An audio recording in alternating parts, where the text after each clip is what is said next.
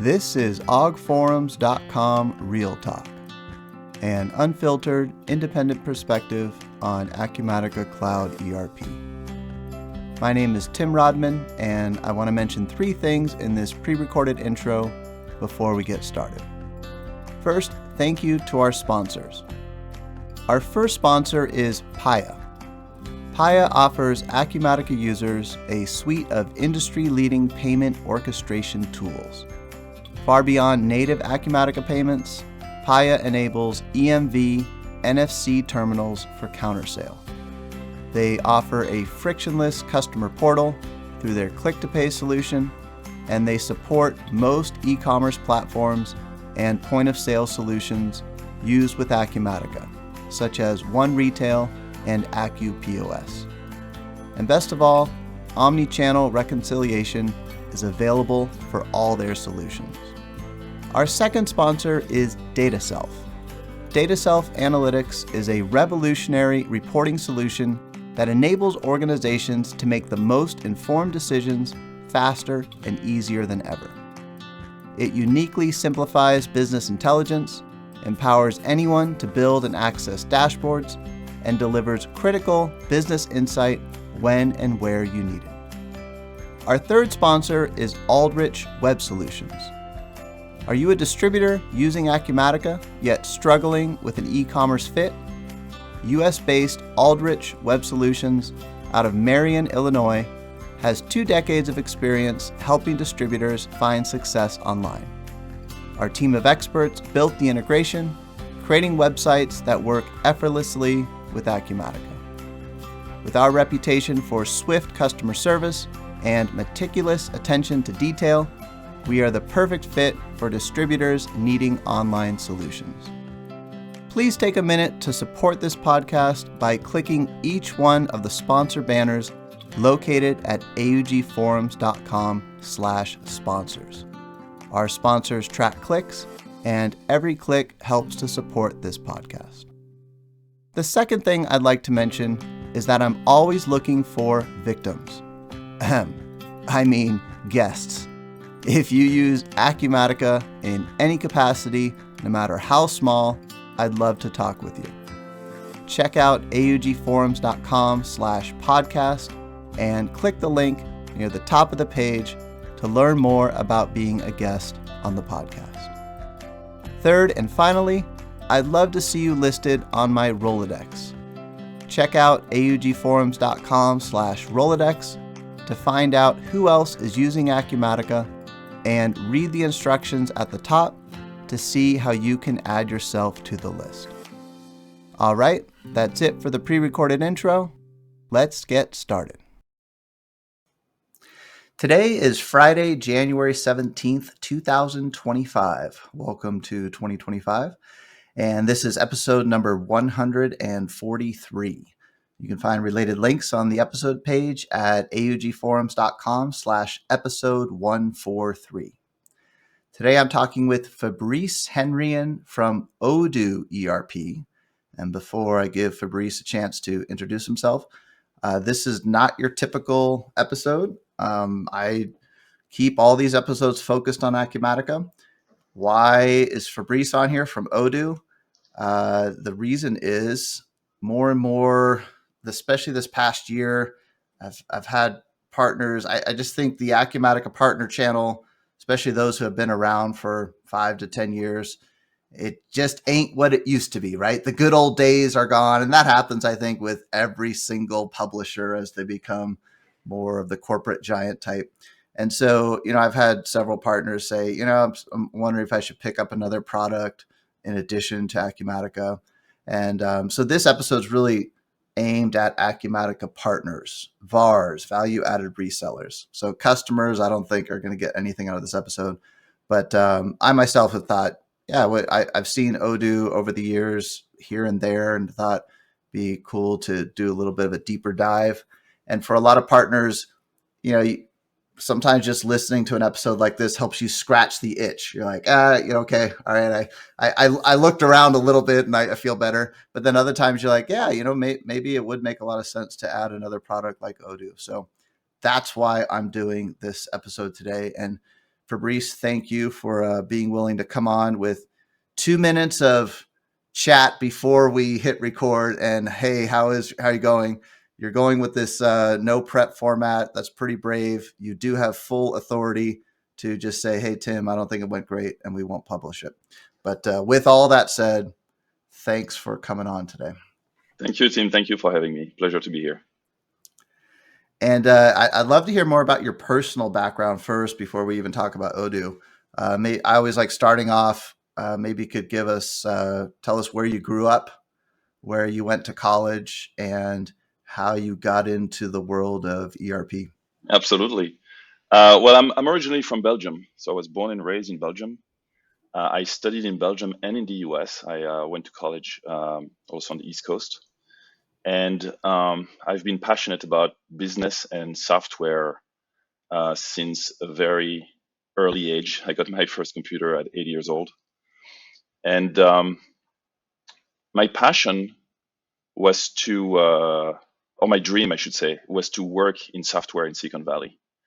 So it's not the usual path for someone who was born and raised in Belgium, but that's what got me to California. And the irony of it is that I found the opportunity to do that with a company called Odoo.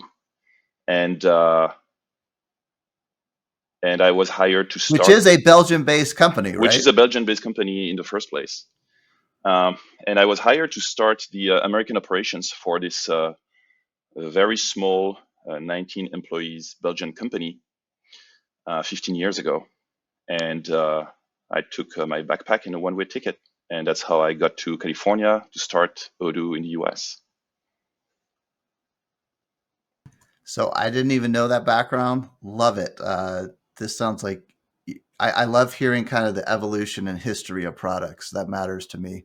I think that matters to partners as well, because when you're evaluating a product, to me, it's not just about features and functionality. It's about the company and the evolution of the company. There's a level of trust there. So that you started off 15 years ago when they were, I think you said 19 employees. Yep. What are you up to now? What kind of ballpark number of employees do you have now? We passed 5,000 worldwide. That's quite a bit different than 19. It is a steep growth rate indeed. So, I also like doing these episodes because it gives me an opportunity to learn stuff. And especially in this ERP space, I feel like you can do a lot of Googling, kind of research, but it's hard to know what's real out there and what's not. So I've seen Odoo advertise, if you've got 5,000 employees, like that's a very legitimate company size. Tell me a little bit about how you're structured financially. Like, is it a public company, still privately held? What's the deal there? Yeah, that's a great question. It's quite unique. It's privately held, and our founder and CEO holds the majority of shares and the full control on the board. So that's the reason why the entire Odoo ecosystem has a lot of trust, like you mentioned earlier, and can believe the management and the founder and CEO when he says something, because no investor or no board can oust him or make a decision that would be contrary to his current ideas or original ideas, or the ideas that he had and the mission he had for the company when he started it. And I think that's very powerful when it comes to trust and vision and long-term commitments, because we are all about long-term commitments. And I think it's a very unique situation to be in. It's pretty rare to be at this size, a $5.3 billion company, as per latest valuation, and 5,000 employees. I think it's, it represents what we are about, which is a strong, long-lasting commitment with a clear vision in mind. Maybe you can help me to pronounce. So it's Fabian, but I don't know how to pronounce his last name. Who's the CEO? Fabian Pinkars. Fabian Pinkars. I'll put a link to his LinkedIn profile. I actually messaged him on LinkedIn, and then within 24 hours, he responded and recommended I talk to you. for the episode idea. So it sounds like, yeah, he's very involved. So also with the view of try to put my value added reseller hat on and try to look at things from that standpoint. Can I ask? Are we allowed to know how old he is? Since so much is riding on his shoulders. Yeah, he's 45. So he Okay. has Okay. he has a lot of career in front of him, and he gets to say that the company is going to get into a certain direction. And if it needs to take 15 years, it will take 15 years, and that's okay. Okay. That's very cool. Wow. I'm didn't know these things, so I'm digesting it. Mhm. So okay, I like that. And you said 5.3 billion company valuation. That's a lot of growth from 90 employees to 5,000 employees in 15 years, and you've been along for that ride. Just from your perspective, why is there that growth? What's fueled it? Yeah, so there's a number of differentiators of Odoo compared with the rest of the market. Um, the the company is heavily product driven, so the product is at the center of our attention. It is it's a very important part of the business in which we constantly reinvest, and that's where we are trying to put the most value. And I think that having a founder at the helm of the company makes a difference. It's not the third CEO, or it's not a company that needs to be constrained by external factors like the next round of funding. We are fully profitable and sustainable. We have not raised money in the past 10 years.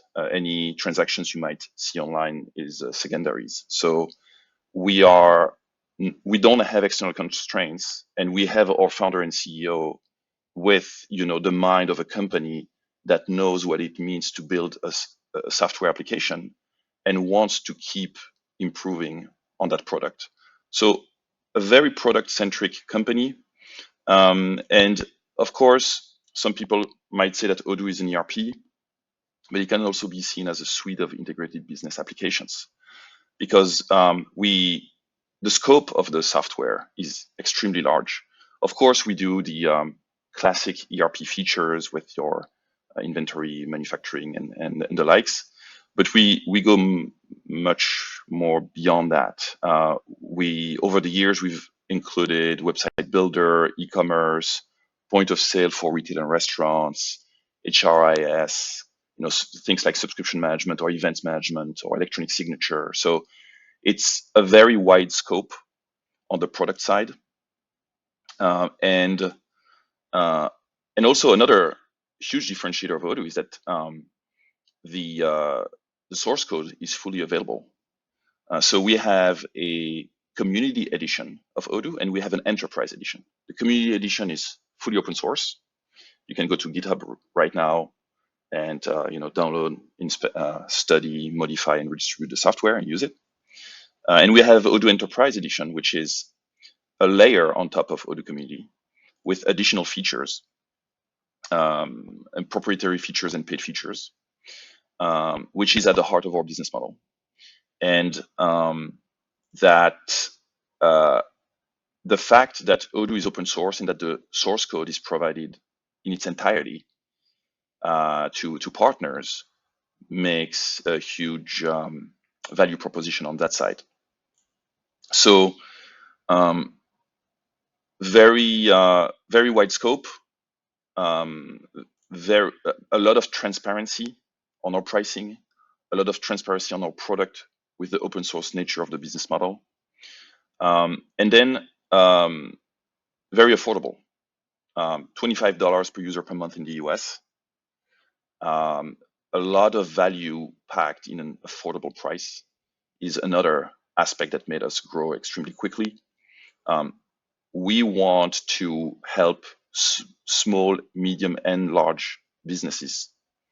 Of course, there is a long tail on the small and medium size, so the majority of our customers are small and medium size. But really, the opening in the market that we saw 15 years ago is that small business don't have access to ERP like or suite of integrated business apps that they can afford or they can start using quickly, and that's the spot that we aimed to fill. So in addition to the scope, to the flexibility with the open source, the affordability, there is also the the user experience and the user interface. Very modern look, easy to use, easy to adopt, which is extremely important in the world of ERPs, of course, and very flexible for partners to help their customers fulfill those needs and requirements. So yeah, I want to dive in on the technical side. I like Mhm. getting real technical on this podcast, but I'm forcing myself to spend an uncomfortable amount of time on the non-technical side first. I'm watching the clock. I'm thinking I do have a hard stop at the top of the hour. I'm thinking like at the half hour mark, we could maybe shift in and geek out. I'd love to talk about that. But before we get there, when I look at here, this is just my take when I look at Odoo, right? And so you can help me flesh out my understanding of things. Belgium based. So my first thought there is most of your growth has probably been in Europe. I'll lay out a few things, then you could respond. I look at the Bob Scott list of value added resellers in the United States, which is like the top 100 ranked by revenue in the United States, and or might be all North America. And I still don't. You're going to understand the European market a lot better than I do. I don't know if I don't know why it's this way, but it seems to me like Europe has more small and really large enterprises, whereas the U.S. has a bigger medium-sized business market, and that's why you have this ecosystem of value-added reseller companies because it's a big enough market to serve. I don't know if that's true or not, but that's my take. But I'll finish off these random thoughts with I haven't seen Odoo on that Bob Scott list. And so what I'm really driving at here is your target company size. Maybe talk about that and then talk about specifically the US market for these channel partners who typically do like Dynamics, Acumatica, NetSuite, Sage. I'm kind of looking at the wall here because I have them pinned up. Syspro, Epicor, Infor, those types of products. So maybe talk about like your customer size and then how that translates into the US VAR market. Yeah. So to your first point, you said, oh, from Belgium, therefore growth in Europe. In fact, the US is the largest market of Odoo in terms of revenues. Interesting. So yeah, so it would be counterintuitive if the starting point of your thought is, oh, it was started in Belgium, therefore it must be there, like predominantly there. And I think you believe that because that's what happens with companies that start in the US, and even ERPs, especially ERPs. NetSuite is pretty much nothing outside of the US. I mean, they make over 90, if not 95% of their revenues in the US. Of course, they have offices in some places, but I mean, I've never encountered a European company using NetSuite. For us, we are a true global player. And by that, I mean the country where we have the most revenues, which is the US, accounts for only, quote unquote, only 11 to 12% of our global revenues. And not Very because interesting. the other 80% are all in Belgium. Belgium is less than 11%. So true global player because we've been able to create a platform and an ecosystem and a network of partners that is really global and not sacrificing markets for others. And just as a reminder, we've been in the US present ourselves for 15 years. I think Acumatica started in 2008, and we started in the US in 2010. So it's not really different in terms of experience on the market or working on the market. We also have over 500 partners in the US and Canada. And I don't think that's a small network if you think of in terms of ERPs or enterprise vendors that have a network of partners. And we are acquiring 40 new ones just on the US and Canada every month. So that gives you an idea of the growth rate. I think what's counterintuitive is to put the 15 years information on the one hand and I haven't heard of you guys, or I haven't seen you in that list Yeah, yet. specifically that Bob Scott list. Are you familiar with that list that I'm I'm talking not about? familiar with it, but think of Okay. the hockey stick effect. Our hockey stick started not 15 years ago. It started later. So we are really at, I don't want to say the inflection point, because we haven't reached the inflection point yet. We are in a fast growth mode. We've been growing at over 40% year over year for over 10 years. Now, when you're 10 people and you grow at 40%, it's one thing, but at this point we're 5,000 employees, over 5,000 employees worldwide, still with a growth over 40% year over year. And so it's I'm not familiar with that list, but what I'm familiar with is with the traction of Odoo in the US, and I think the numbers show what the reality is. So then I guess, yeah, talk to me then about on the customer side. You're right. I don't know why it's not on that list yet, right? Talk about the customer side then. So what is your, I don't even want to use the word typical, but just talk to me about your customers in the US specifically, Sure. uh, in terms of like their annual revenue ballpark and their ballpark number of employees, what types of enterprises you're working with. Yeah. So in a market like the US, so we cater to pretty much every industry. There's not an industry I can think of where we wouldn't have customers. Which I think is typical in mid-market ERP. It's very horizontal, so Yeah. that Uh, makes sense.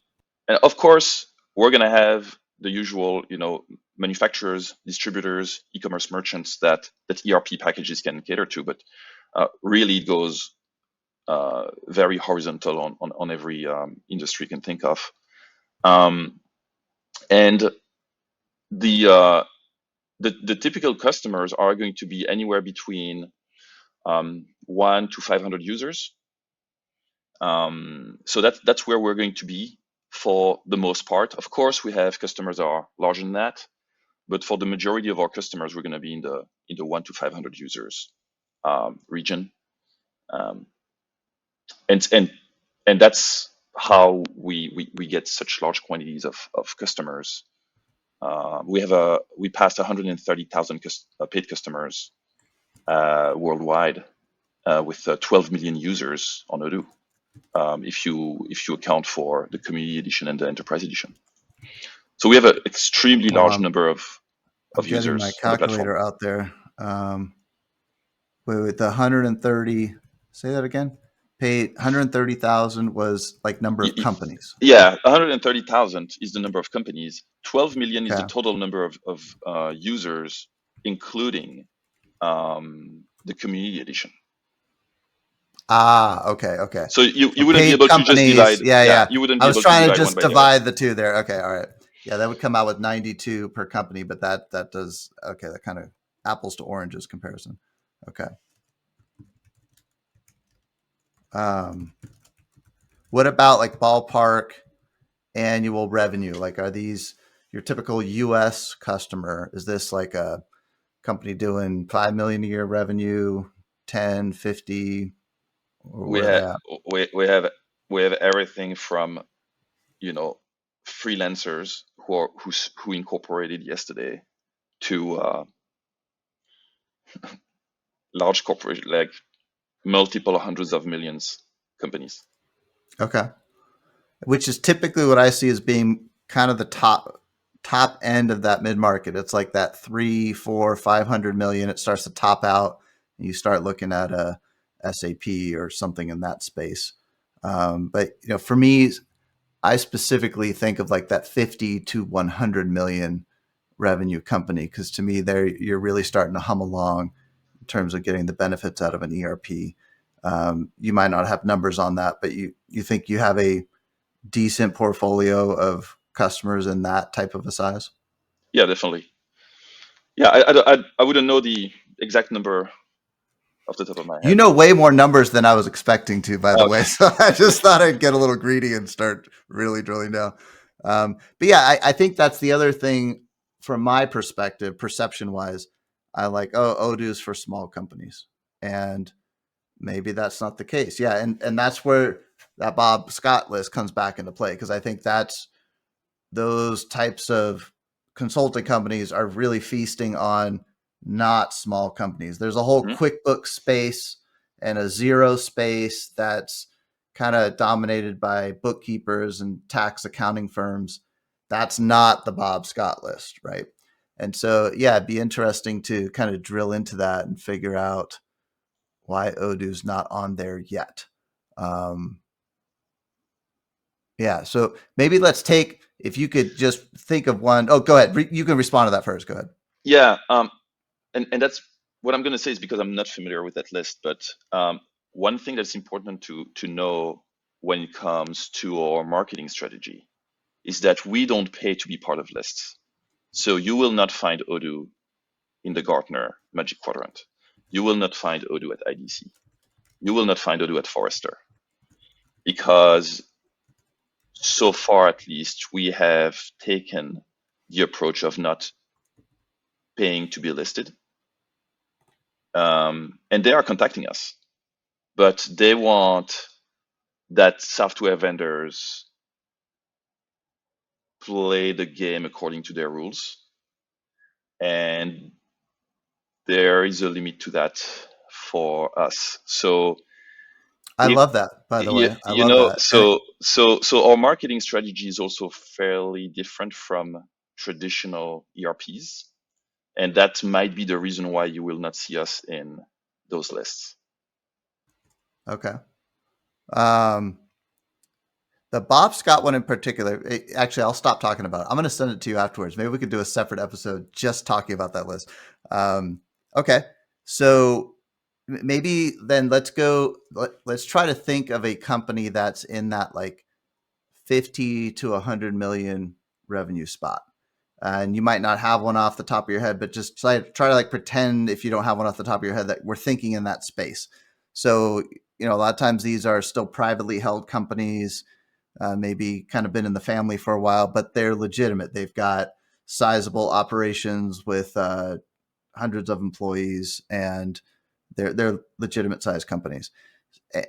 In that type of situation, and this was Acumatica's situation years ago, do you think they're buying Odoo mainly for its platform capabilities, and then maybe they're building on top of it, or just maybe let's talk about what a company of that size, how they would use Odoo? Great question. So you can use Odoo in the context of a project in three different ways. You can do the ERP approach where you need several apps, several modules to build flows between, sales and inventory and procurement and manufacturing, all of that. Or you could use Odoo because you have one business unit that has one need, and it's a very complicated one because it's for a larger company.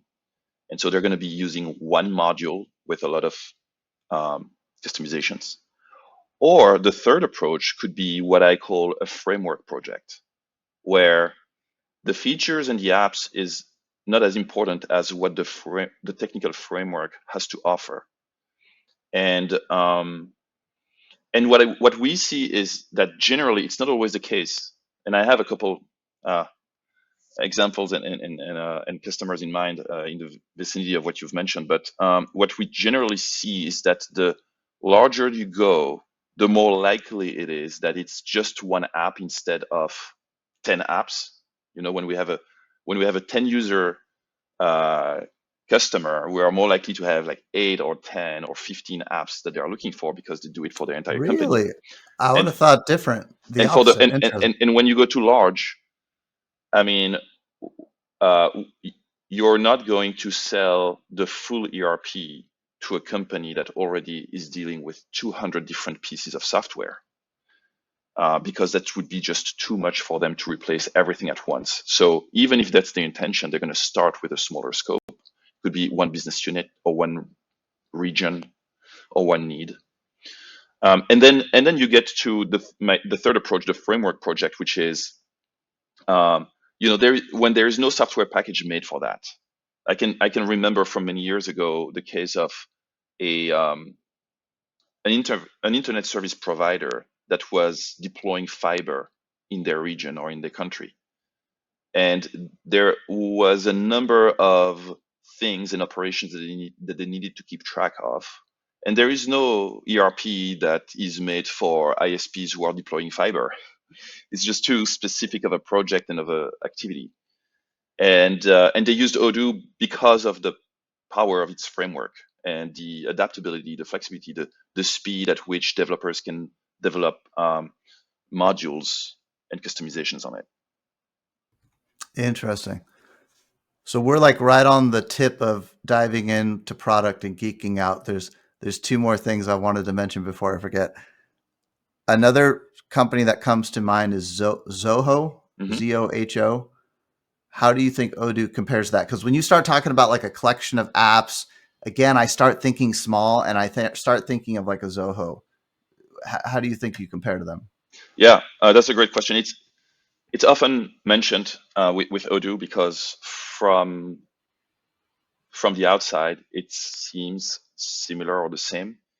Um, I would say that the biggest difference is that when the Odoo product was started, it was started as a unique platform in mind, and it was started with a modular approach in mind. And it was started with the fact that all the modules and the apps could communicate with each other as like a spider web, not like the apps that you have on your phone, because your Uber app cannot communicate with your Google Docs app, right? So you have your operating system on your phone and all the apps, and unless they are built by the same company, like Google, maybe Google Drive can communicate with YouTube somehow, but not the other apps. So the majority of apps don't communicate with each other. I see this more as a pyramid. In the Odoo world, it's not a pyramid; it's a spider web. So you're going to have your modules that are can communicate with any other module, even if it's built by someone else, by the way. So in our app store, we have 50,000 plus business apps. It's the largest business app store in the world. Um, Anyone can build a module that can communicate with any other module. And the reason I'm saying this is because the Odoo product was started with all of that in mind. The technical framework was built with that in mind. Whereas in the case of Zoho, there's plenty of apps that don't communicate with each other because the way they started it, if I'm not mistaken, at least that's the way I've understood it, that's the way I was told, and that's the way it shows through their apps, is that not every app can communicate with every other app. The number of links between the app is something that has been added afterwards over the years. And a good example of that is that their Zoho Creator only allows you to create apps from scratch. It doesn't allow to modify existing apps. You cannot, if I am not mistaken, you cannot modify your Zoho CRM with Zoho Creator. Whereas with Odoo Studio, you can modify Odoo CRM because the technical framework is uh, all encompassing, and it's on top of which all the modules are running. So if you want And the the bottom line is if you want true integration, um,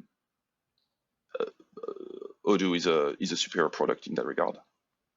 Yeah, it sounds like the philosophy is more in line with the way an ERP thinks, the one version of the truth, Yeah, not a bunch of APIs connecting different apps together. exactly. And that may be the same approach, because the other thing I think of is I think of what Microsoft is doing in their Dynamics Business Central space. It's very much that app kind of approach. And they've got Power Apps where you can build your own type of apps. And It sounds like that's probably closer to the Odoo approach. Would you say what Microsoft's been doing lately? Yeah. I mean, from a scope standpoint and a user interface standpoint, it's fairly different. From a price standpoint too, but yeah, they are definitely more on the side of being able to integrate the different apps together. Tell me more about differences. Seems like you have some thoughts there. Yeah, how would you compete against what Microsoft's doing with their Dynamics Business Central? I would say try go to a trial of Microsoft Dynamics and go to demo.odoo.com, and you will see. No, Okay, I think okay, that's my best advice is for people to try. okay. Um, but yeah, I think the several differentiators I mentioned earlier are current and still true in regards with Microsoft Dynamics. Scope, affordability, user experience and user interface, and then evolution. I think is a big one also. We release a major version every year around October during our annual conference, and the number of improvements that we add to every annual version is enormous. Because of that product focus, that makes sense. Because of the product That's focus where you and put your money. because of the rapid application development nature of it, and that shows a little bit of my age when I use this term, which is not in use anymore in 2025. But the speed at which modifications can be made, the flexibility of the framework. All right, I definitely want to talk technical, but I thought of what I think is my last non-technical thing: partner channel. So, talk to me as let's say I'm a partner interested in Odoo. Talk to me about how your partner channel works specifically in the U.S. Yeah. So we have a partnership program, and because we are very transparent, everything I'm telling you is online. But yeah, so it comes with several benefits. But before I start, it's important to know that nobody has to become a partner in order to work on Odoo. Nobody has to become a partner to have access to Odoo, to try it, to use it even, especially with the availability of our community edition. And nobody needs to be a partner in order to sell Odoo services. And that's part of our desire to have a low barrier to the entry for customers and for service providers. But so we have a partnership program which comes with various benefits. One of them being to be listed on our website as a partner. We have different levels of partners with the learning level, ready level, silver level, gold level. We partners get access to an account manager to get help to get help with sales or to have a point of contact when it comes to escalating tickets or dealing with service issues or anything like that. We have so the partners get access to the Odoo Enterprise source code, all the updates, the GitHub repositories, and the likes. They also get commissions and discounts on Odoo services. We also provide marketing material to our partners. They get to sponsor our events. So we have many events in the US that we call business shows. We also sometimes attend trade shows, but the majority of the events that take place in the US are organized by us. So we're able to get pockets of communities and customers and prospects in the room. We organize them in a lot of different cities throughout the US. And our entire schedule is online. And then our partners also get access to certain exclusive services like for example, we have a service called Developers on Demand, which is our offshore developers that our partners can have access to and can start working with, um, if they want access to, very affordable Odoo developers offshore from our Indian offices. So that's, in a nutshell, the various benefits that come with the partnership program. So normally I wouldn't even try to ask this, but since you've been so transparent so far, I'll ask: are you able to say what the margins look like for partners when they sell Odoo? Ah, If not, no problem. I thought I'd ask since well, normally I wouldn't even bother asking. it depends what you mean by the margins. So a partner sells Odoo the license and Yeah, so sells let's their say own services. earlier you said $25 per user per month. I think that was for the enterprise Yes. edition of Odoo, right? In the US. Mhm. So let's say a partner goes and sells a deal where there's 100 users, so that would be 2,500 per month for that company. Is it a certain percentage that the Yeah, partner gets of yeah, that? yeah. So the commissions and discounts are anywhere between 5 and 20%. Okay, Now that's less, probably less than that what is lower. Yep. that many other ERP vendors are providing to their Acumatica resellers. is more like in the 30 to 50 range Yeah, percent. Yeah. but what we believe is that it's better that partners capture a larger piece of the budget of the customer via the services that they are providing.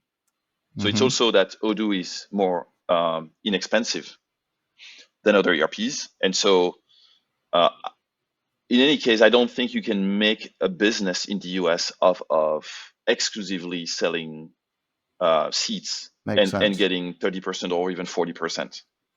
You're going to have to sell your services. And we'd rather tell our partners, you have full control on what's left of the budget aside from those $25 per user per month, and sell your services, and you'll capture a higher piece of the budget there. That makes perfect sense. Yep. Okay.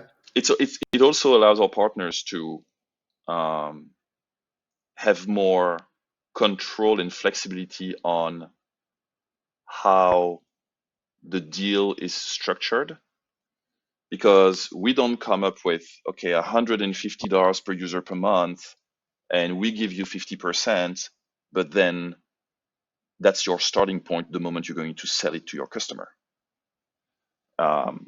So I think that if the price is lower, our partners have a higher flexibility on how they structure their deals and their offers to their customers, and that's ultimately A- what allows them to win those deals.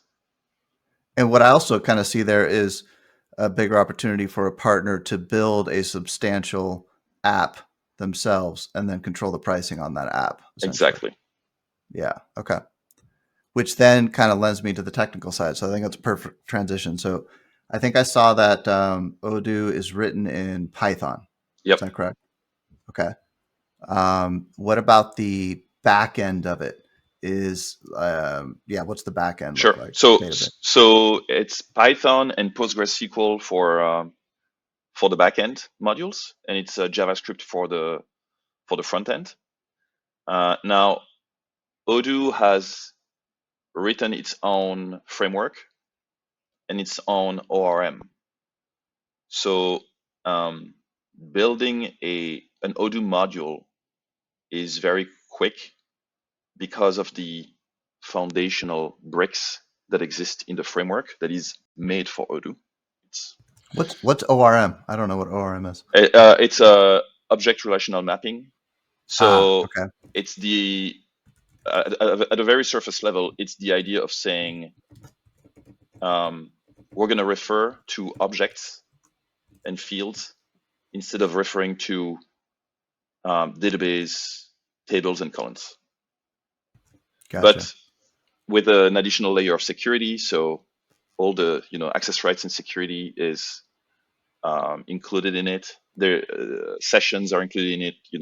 Authentications are included in it. So there's The ORM is a layer that allows developers to not have to think about a bunch of other things that they would have to think of otherwise.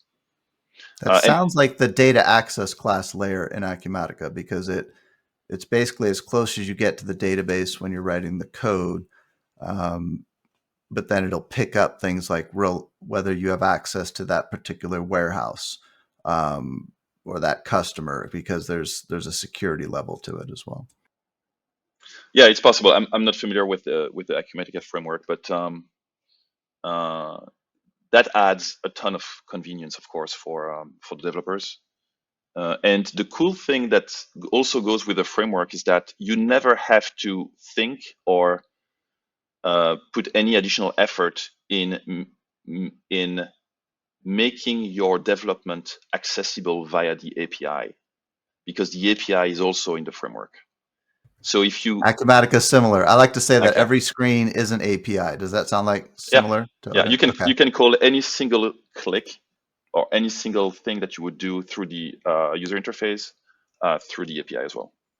Oh, so more than just the fields on the screen, like Anything. basically anything. Oh, that's interesting. Oh, And when you develop okay. a new module, you don't have to put any thought into that because it's part of the framework anyway.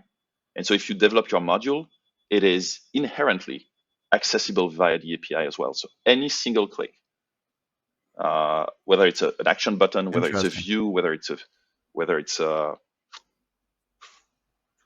anything you would do through the interface is available through the API, which also shows you how extensive um, third-party connectors could be. So you can create, Odoo modules to connect with a third-party application. And at least on the Odoo side, That's exactly one thing. Yeah. you will never have Yeah. a limitation of, oh, the Odoo API doesn't give me access to this function. How am I going to do? That never happens. Interesting. Um, now I'm thinking like someone who would then go out and build a substantial industry specific app. Um, with that $25 per user per month for the enterprise edition, does that mean it's hosted on Odoo servers, or talk to me about where things get hosted at typically? Great question. So first, the pricing is available on our website, unlike many others. Wink, wink, nudge, nudge. So the $25 is the what we call the standard plan, and the standard plan is hosted on odoo.com, and it's when you want to use Odoo. It includes all the apps. It's when you want to use Odoo in standard without custom developments. So you have access to a bunch of settings, a bunch of capabilities, all the modules, but you have to be hosted on odoo.com, and you cannot install custom developments. We have the other plan, which is called custom, and that one is a little more expensive. It's $37 per user per month.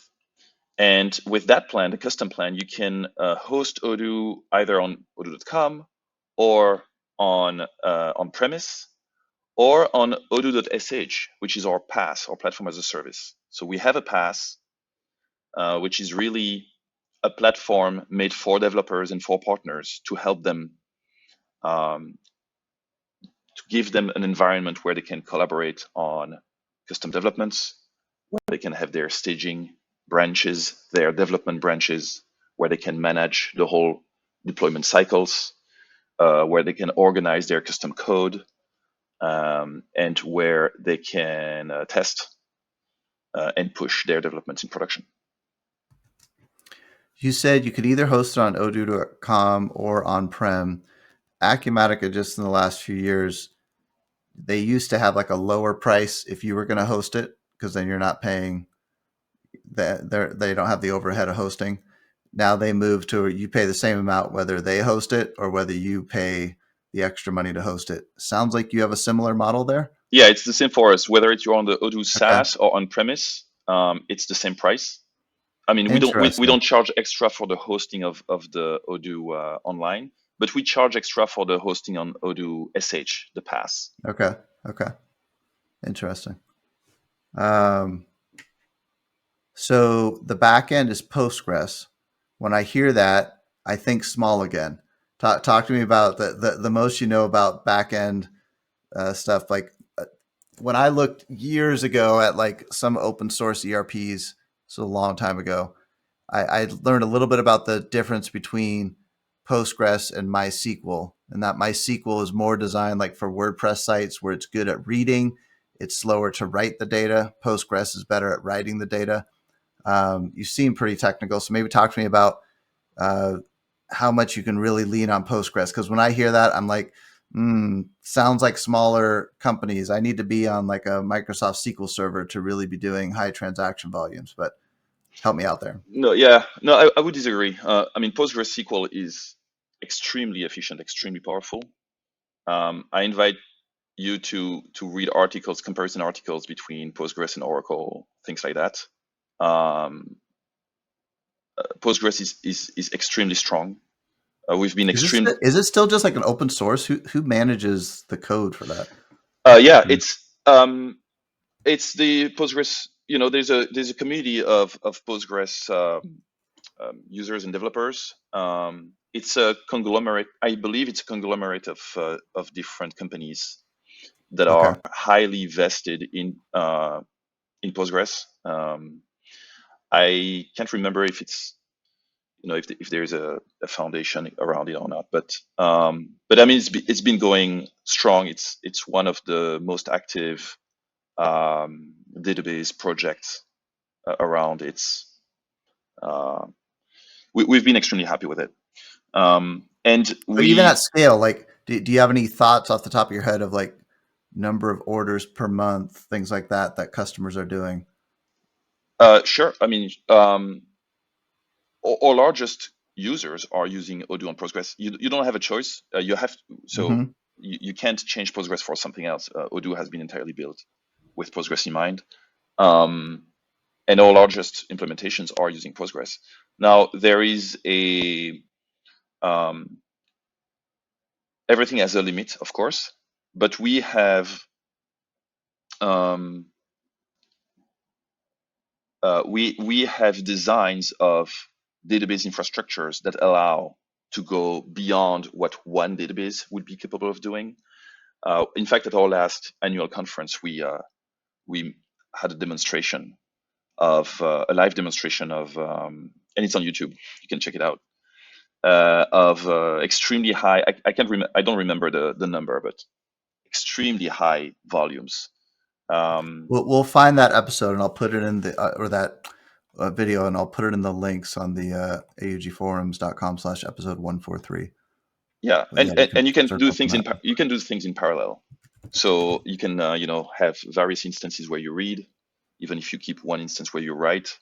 So there is a number of approaches that you can have in order to sustain extremely large scale volumes. And that makes sense. And that to me, that's a big reason why something like an Odoo would be attractive to a company, right? I just feel like when you get to a certain size, you're going to be managing stuff yourself anyways, like whether it's, writing some of the code or doing the hosting or whatever. Just the economies of scale start to make sense at that point. And where you then get dinged a lot of times from a licensing perspective is you try to spin up that other instance on the front end or that other database on the back end, and things start to get super expensive. And that's where I could see Odoo being very attractive to that larger enterprise. Yeah, all of our technical dependencies don't come with an additional license. So we're not telling you you have to use Oracle database, and by the way, you're going to have to pay for it as well. Yeah, Um, and that's true for any dependency of Odoo. that's interesting. Yeah, you could host it yourself. I mean, you maybe pay a little bit more for the hosting if you start getting crazy, but you could host it yourself and the database doesn't cost anything. It's open source, so Mhm. makes sense. Interesting. I'm eyeing the clock here. I got about 7 minutes left till my next call. I'm trying to, yeah. What maybe you could think of some other technical things that you think are interesting about Yeah, Odoo. I think something that we've been happy to provide to the community is the no lock-in aspect of what we do. And we so when we talk about no lock-in, different software vendors are applying some sort of Lock, lock-in. L-O-C-K, or log, L-O-G? LOCK. Okay.